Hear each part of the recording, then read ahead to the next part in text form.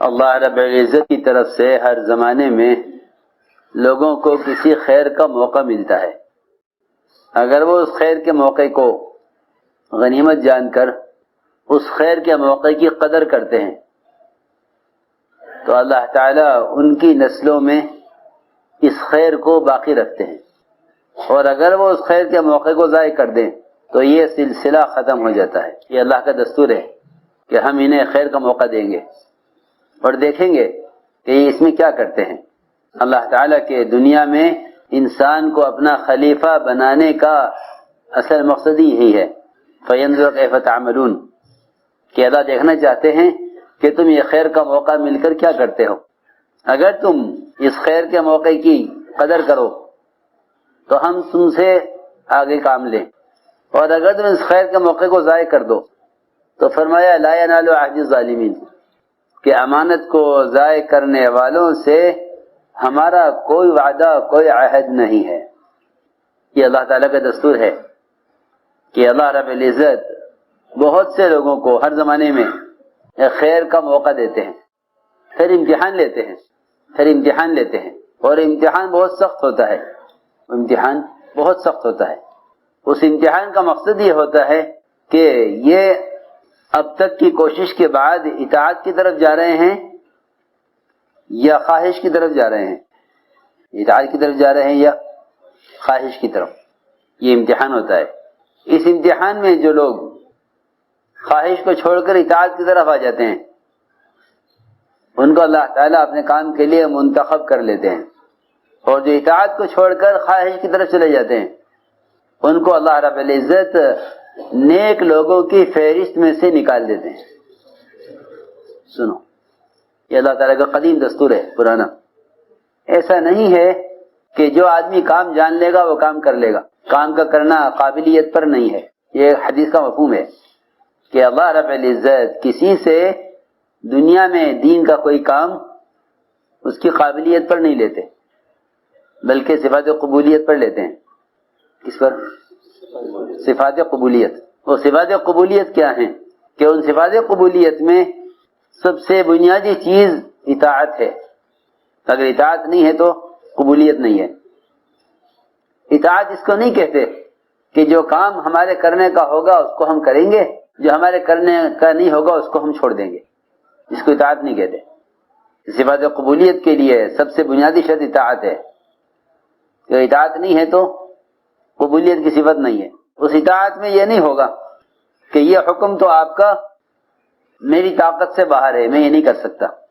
سنو، لا یکلف اللہ نفسا الا وسعها، اس کا مطلب یہ نہیں ہے کہ جو تم سے نہ ہو سکے اس کو چھوڑ دو، بلکہ اس کا مطلب یہ ہے کہ جو تم کر نہیں سکتے تھے اللہ نے تمہیں اس کا مکلف کیا ہی نہیں ہے. یہ مطلب ہے. یہ نہیں کہ جو کرنا نہ چاہو اس کو چھوڑ دو، جو کر نہ سکو اس کو چھوڑ دو، بلکہ اللہ نے جس کام کے کرنے کی انسان میں طاقت نہیں رکھی اللہ نے انسان کو اس کا حکم نہیں دیا. لا یکلف اللہ نفسا الا وسعها کہ ہر شخص کے اندر اللہ رب العزت نے اتنی طاقت رکھی ہے جس سے وہ اللہ کے احکام کو پورا کر سکے. یہ بھی لوگ غلط کہتے ہیں کہ ہمیں تو توفیق نہیں ہو سکی. یہ خیال بھی غلط ہے. یہ خیال بھی غلط ہے.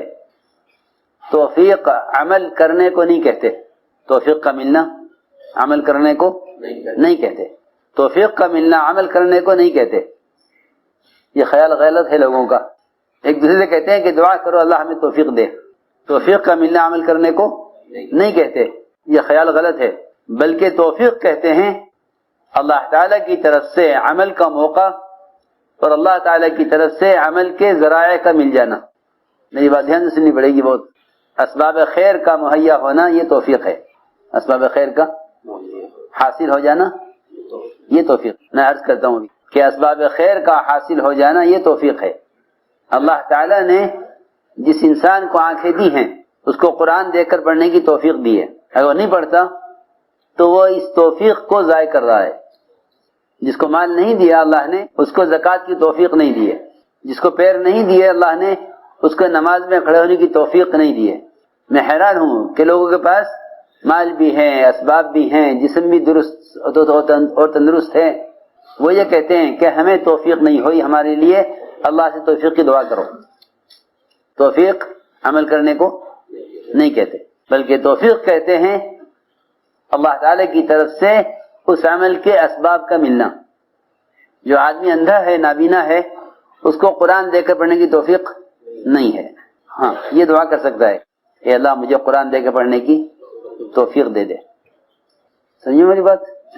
ہاں، اے اللہ مجھے قرآن دے کر پڑھنے کی توفیق دے دے کا مطلب یہ ہے کہ مجھے آنکھ دے دے، کیونکہ میں نابینا ہوں، قرآن دیکھ کر نہیں پڑھ سکتا. سمجھے توفیق کا مطلب؟ اللہ تعالیٰ اس خیر کا موقع دیتے ہیں لوگوں. پھر جب یہ اس خیر کے کام میں چلتے ہیں تو اللہ تعالیٰ ان کا امتحان لیتے ہیں. یہ بہت اہم بات ہے. یہ بات نہیں ہے کہ اگر کسی خیر کا موقع مل گیا تو یہ لوگ امتحان سے پار ہو گئے، ایسا نہیں ہے، ایسا نہیں ہے. بلکہ دنیا والوں کا دستور ہے، یہ طریقہ ہے کہ وہ پڑھے لکھے لوگوں کو لیتے ہیں، پھر ان کا امتحان ہوتا ہے. اس میں سے بعض منتخب کیے جاتے ہیں اور اکثر کو ان میں سے فیل کر دیا جاتا ہے کہ نہیں ہمارے کام کے نہیں ہیں. ہاں، بہت ڈگریوں والے، بہت صلاحیتوں والے، ان کو منتخب کیا جاتا ہے، پھر ان کو فیل کیا جاتا ہے. کاہے میں؟ امتحان میں. جا کے بات سننا. لیے فرماتے تھے کہ اس کام میں وقت گزارا ہوا ہونا یہ کوئی دلیل نہیں ہے قبولیت کی. اور یہ بھی یاد رکھو کہ شہرت بھی قبولیت کی دلیل نہیں ہے، کیونکہ مشہور ہونا الگ ہے، مقبول ہونا الگ ہے. ایک آدمی مشہور ہے اور ایک مقبول ہے. مقبول وہ ہوتے ہیں حدیث میں کہ مقبول ان کو فرمایا ہے کہ اگر وہ کھو جائیں تو کوئی تلاش نہ کرے اور مل جائیں تو ان کی کوئی پرواہ نہ کرے، وہ مقبول ہوتے ہیں. کھو جائیں تو کوئی، ہاں یہ حدیث کا مفہوم میں عرض کر رہا. کھو جائیں تو کوئی تلاش نہ کرے، فلاں صاحب کہاں ہیں، اور مل جائیں تو کوئی ان کی پرواہ نہ کرے. جی ہاں، اس لیے قبولیت الگ چیز ہے، شہرت الگ چیز ہے. ایک مدت گزر جانا کسی خیر کے کام میں یہ قبولیت اور استقامت کی دلیل نہیں ہے. پوچھا گیا حضرت سے کہ حضرت استقامت کسے کہتے ہیں؟ تو حضرت نے فرمایا صاحب سے کہ تم کیا سمجھتے ہو؟ تو میں نے ایک بات عرض کی ہے کہ قبولیت اور شہرت. تو قبولیت کا تعلق صفات قبولیت سے ہے، قبولیت کا تعلق صفات قبولیت سے ہے کہ ہمارے اندر وہ صفات ہوں جن صفات پر اللہ کی طرف سے قبولیت کا فیصلہ ہوتا ہے. تو میں عرض کر رہا تھا کہ ایسے پوچھا گیا کہ استقامت کسے کہتے ہیں؟ حضرت نے فرمایا تمہارا کیا خیال ہے؟ اس نے کہا کہ جتنے بھی اعمال ہیں ان کو پورا کیا جائے. تو حضرت نے فرمایا کہ استقامت یہ نہیں کہ ایک عمل ہو گیا تھا ایک چھوٹ گیا، کہ استقامت تو یہ ہے کہ یہ اس کام میں مر جائے، اس کام میں مر جائے. استقامت یہ ہے کہ اس کام میں مر جائے. بہت دھیان سے بات سننا بھائی، کہ اس کام میں مر جائے یہ استقامت ہے. کیونکہ ایسے حالات پیش آئیں گے، ایسے سخت امتحان آئیں گے، ایسے امتحان آئیں گے کہ لوگ اس امتحان سے یعنی اس امتحان کو برداشت نہیں کر سکیں گے، امتحان کو برداشت نہیں کر سکیں گے کہ ایسے امتحان آئیں گے. میں عرض کروں گا تفصیل سے. اللہ تعالیٰ کی طرف سے امتحان ہوتا ہے. اللہ نے انبیاء کا یہ امتحان لیا ہے، اس لیے فرمایا اشد الناس بلاء الانبیاء، کہ سب سے سخت امتحان ہوتا ہے نبیوں کا. سخت امتحان ہوتا ہے نبیوں کا. پھر جو ان کے طریقوں پر ہیں ان کا امتحان، پھر جو ان کے طریقوں پر ہیں ان کا امتحان، جو ان کے طریقوں زیادہ قریب ہوں گے. ایک صحابی نے عرض کیا کہ یا رسول اللہ میں تو آپ کی معیت چاہتا ہوں، آپ کے ساتھ، کہ اگر ہمارا ساتھ چاہتے ہو تو پھر کمر کس لو فقر و فاقے کے لیے، تنگی کے لیے. سنو، یہ نہیں کہ ہمارا ساتھ ہو جاؤ گے تو تمہیں دنیا میں یہ ملے گا، یہ برکتیں ملیں گی، یہ نعمتیں ملیں گی، یہ نہیں. ہاں یہ فرمایا کہ اگر ہمارا ساتھ چاہتے ہو تو فقر تنگی کے لیے تیار ہو جاؤ. اعد للفقر تجفافا، یہ فرمایا کہ پھر تو تنگی کے لیے اور سختی کے لیے، ناگواریوں کے لیے تیار ہو جاؤ. یہ نہیں فرمایا کہ ہمارے ساتھ آؤ گے تو یہ مزے ہیں، فرمایا کہ دنیا کے مزے تو ان کے لیے ہیں جو ہم سے دور ہیں. تو میں عرض کر رہا تھا کہ یہ امتحان ہوتا ہے سخت، اور یہ امتحان اوپر سے چلا آ رہا ہے. سب سے پہلے امتحان ملائکہ کا ہوا، فرشتوں کا، کہ ہم ایسا حکم لائیں گے جو حکم تمہاری حیثیت کے خلاف ہوگا، حکم تمہاری حیثیت کے خلاف ہوگا. ہم ایسا حکم لائیں گے جو حکم حیثیت کے خلاف ہوگا. ہم دیکھیں گے کہ اب تک کی عبادت سے فرشتوں کے اندر، اب تک کی عبادت سے ملائکہ کے اندر اطاعت کا جذبہ کتنا پیدا ہوا. تو ہم حکم لائیں گے حیثیت کے خلاف. یہ پہلی مثال ہے. تو حکم دیا فرشتوں کو کہ آدم کو سجدہ کریں، آدم کو سجدہ کریں، حکم دیا. ہمارا حکم ہے. ہاں یہ نہیں کہ تم یہ کہو کہ یہ حکم ٹھیک نہیں ہے، اللہ کو اس کی پرواہ نہیں ہے. ہاں اللہ نے حکم دیا ہے، حکم کا پورا کرنا اطاعت ہے. حکم کو پورا کرنا اطاعت ہے. حکم میں غور کرنا، جی ہاں، کہ یہ پورا کرنے کا ہے یا نہیں، یہ نافرمانی ہے. کہ حکم کا پورا کرنا اطاعت. یہ حکم آیا تو سب نے سجدہ کیا سوائے ابلیس کے کہ نہیں یہ حکم میری حیثیت کے خلاف ہے، یہ حکم میری حیثیت کے خلاف ہے. سب نے سجدہ کیا سوائے ابلیس کہ نہیں یہ حکم میری حیثیت کے خلاف ہے، کیونکہ میں اعلیٰ ہوں یہ ادنا ہے، میں پرانا ہوں یہ نئے ہیں. ہاں دیکھو یہ ہے بات. موازنہ کیا اپنا آدم سے. حل کرنا ہی چاہیے تھا کہ اپنی حیثیت کا موازنہ کرتے اللہ کے امر سے. اپنی حیثیت کا موازنہ کرتے کس سے؟ اللہ کے امر سے. کہ اللہ کا امر ہے، اللہ کا امر ہے اور میں بندہ ہوں. جبرائیل بندے ہیں، اسرافیل بندے ہیں. اسرافیل بندے ہیں، جی ہاں. اسرافیل کا مطلب یہی ہے، صراف کہتے ہیں بندے کو، ایل اللہ یہ لکھا ہے. جبرائیل یہ بندہ ہے، ایل اللہ، جبرائیل اللہ کا بندہ. کہ بندگی کا تقاضا یہ ہے کہ جو کہا جائے وہ کر دو. تو اس نے انکار کیا، اس نے انکار کیا کبر کی وجہ سے. اس لیے کہتے ہیں کہ کوئی معمولی حکم بھی ہے پورا کر دو. آدمی حکم سے انکار کرتا ہے تکبر کی وجہ سے. ایک آدمی آپ کے ساتھ کھانا کھانے بیٹھا، اس نے لقمہ بائیں ہاتھ سے لیا تو آپ نے فرمایا کہ دائیں ہاتھ سے کھاؤ. بات یہاں سے سننی پڑے گی. فرمایا دائیں ہاتھ سے کھاؤ. تو جب کسی کو کسی بات سے ٹوکا جاتا ہے تو وہ اطاعت کرنے میں اپنی ذلت محسوس کرتا ہے. میری بات دھیان سننا.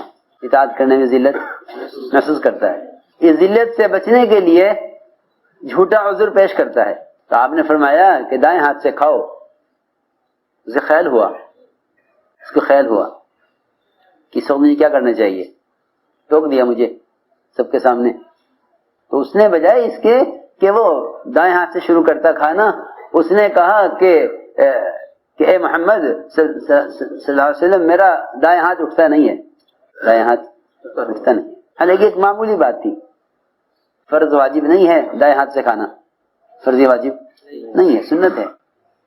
کہ ایک سنت سے انکار کے لیے جھوٹا عذر کیا، ایک سنت سے انکار کے لیے جھوٹا عذر کیا اور یہ کہا کہ یہ میرا دایاں ہاتھ اٹھتا نہیں ہے. حالانکہ ہاتھ بالکل ٹھیک تھا. آپ سمجھ گئے کہ جھوٹ بول رہا ہے. تو آپ نے فرمایا کہ تیرا یہ ہاتھ کبھی نہ اٹھے. ہاتھ شل ہو گیا، ہاتھ ختم ہو گیا، ہاتھ کی جان نکل گئی. کہ روایت میں ہے کہ اس وقت کے بعد اس کا ہاتھ کبھی اس کے منہ کی طرف نہیں اٹھا. حالانکہ معمولی بات تھی. کسی حکم کو چھوٹا مت سمجھو. جی ہاں، دائیں ہاتھ سے کھانا ایک سنت ہے. اس نے انکار کیا کبر کی وجہ سے کہ آپ نے مجھے کیوں کہا کہ دائیں ہاتھ سے کھاؤ. تو اس نے اس کا عذر کیا جھوٹا کہ یہ ہاتھ میرا اٹھتا نہیں ہے، یہ ہاتھ میرا اٹھتا نہیں. تو آپ نے یہ بددعا دی اس وقت، اللہ کرے تیرا یہ ہاتھ نہ اٹھے. سوچ سخت بات ہے، یہ سوچنے کی بات ہے کہ بعض مرتبہ آدمی کبر کی وجہ سے حق کا انکار کر دیتا ہے. جی ہاں، ابا واستکبرا کہ ابلیس نے انکار کیا اور تکبر کیا. یہ نہیں دیکھا کہ بڑے کا امر ہے، بلکہ یہ دیکھا کہ مجھے چھوٹے کو سجدہ کرنے کا حکم دیا جا رہا. حالانکہ امر بڑا ہے، فرشتے سے بھی آدم سے بھی، فرشتے سے بھی اور آدم سے بھی امر بڑا ہے اللہ کا کہ اللہ کے امر کو پورا کرو. میں نے عرض کہ پہلا امتحان یہ ہے. یہاں ابلیس اس امتحان میں فیل ہو گئے. فیل ہو گیا تو نکال دیا گیا. جی ہاں، اور یہ بات یاد رکھو کہ جو نکال دیا جائے گا اطاعت نہ ہونے کی وجہ سے، اس کی کوشش بھی دوسروں کو نکالنے کی ہوگی. یہ بھی ایک بات ہے. یہ قدیم دستور بتا رہا میں آپ کو. جی ہاں، کہ نکل گئے ہم تو نکل گئے، مگر ہم نکل کر تمہیں نکال کر چھوڑیں گے. جی ہاں، تمہیں بھی نکال کر چھوڑیں گے، کیونکہ تمہیں سجدہ کرنے کے چکر میں ہمیں نکالا گیا ہے. ہاں، ہم تمہیں بھی یہاں نہیں چھوڑیں گے. جی ہاں، سنو، یہ بہکایا اس نے. بہکایا اس طرح کہ جس طرح میں نکالا گیا ہوں تمہیں بھی یہاں سے نکلنا ہے. کہ ہم نکلنا نہیں چاہتے. کہ نکلنا نہیں چاہتے تو میری بات مانو. کہ کیا؟ کہ اس درس میں سے کھا لو. کھا لو گے تو ہمیشہ رہو گے. تمہیں روکا ہے نا درس کھانے سے. کیا روکا ہے؟ کہ روکا اس لیے ہے تاکہ تم یہاں ہمیشہ نہ رہو. اس لیے روکا گیا ہے کھانے سے. کھا لو گے تو ہمیشہ رہو گے یہاں. یہ مشورہ دیا. چنانچہ یہ بھی نکالے گئے کہ نکلنے والوں کی دو قسمیں ہیں، یاد رکھنا. کسی خیر کے موقع سے محروم ہونے والے، کسی خیر کے موقع سے نکالے جانے والوں کی دو قسمیں ہیں. جی ہاں، ایک قسم تو وہ ہے جو گناہ کر کے استغفار کریں. گناہ کر کے استغفار کریں کہ وہ تو واپس آ جائیں گے. برائے ابن عازب سے پوچھا گیا کہ ہلاک ہونے والا وہی تو ہے نا جو گناہ کرے؟ فرمایا نہیں، گناہ گار ہلاک نہیں ہوتا. گناہ گار تو توبہ کر کے نجات پا لیتا ہے. ہلاک تو وہ ہوتا ہے جو کسی گناہ کرنے والے کو اللہ کی رحمت سے مایوس کرے. ہلاک وہ ہوتا ہے جو گناہ گار کو مغفرت سے مایوس کرے. یہ ہلاک وہ ہوتا ہے جو گناہ گار کو مغفرت سے مایوس کرے. ہلاک وہ نہیں ہوتا جو گناہ کر کے توبہ کر لے، کیونکہ گناہ کرنے والے کے ساتھ نجات ہے استغفار. انہوں نے استغفار کر لیا. آدم علیہ السلام نے استغفار کر لیا. ربنا ظلمنا انفسنا، استغفار کر لیا یعنی رجوع کر لیا اللہ کی طرف. شیطان نے اپنی غلطی پر وہ اڑ گیا. وہ غلطی پر اڑ گیا کہ نہیں ہماری بات ٹھیک ہے. جو اپنی غلطی پر اڑ گیا وہ محروم ہو گیا. جس نے غلطی تسلیم کر کے استغفار کر لیا وہ مقبول ہو گئے.